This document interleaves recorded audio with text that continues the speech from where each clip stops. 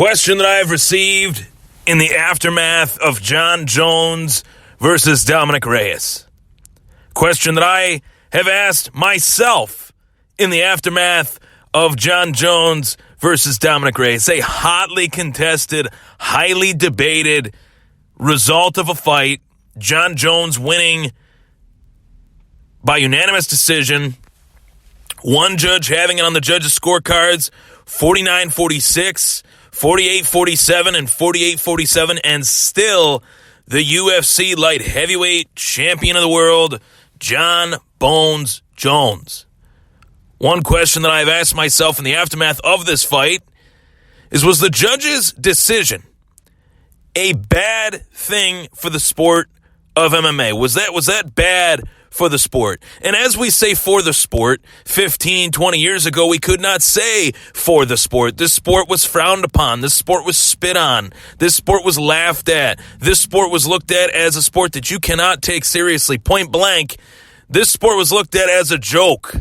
15, 20 years later, this sport is on ESPN. This sport is a global phenomenon, and this sport is one of the big four sports in the world today, taking the place of another.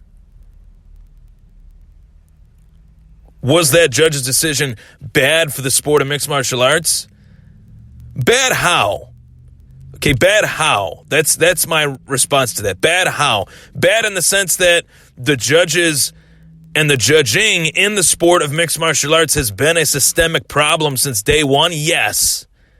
Bad for the sport in the sense that we will now have the framework between a massive rematch between Jon Bones Jones and Dominick Reyes? Definitely not.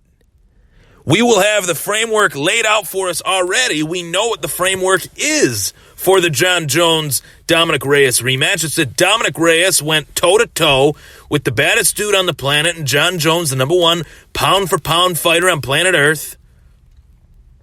He went toe-to-toe with him, fought him tooth and nail, fought him close, arguably beat him in the eyes of many, including myself, and is the guy to beat him. Can he repeat that performance? Can he repeat that performance from the first fight towards the second fight, towards the rematch? Can Jon Jones do better the second time around? That's the big question as well. And when you have questions leading up to a fight, especially questions leading up to a rematch, that is good for business.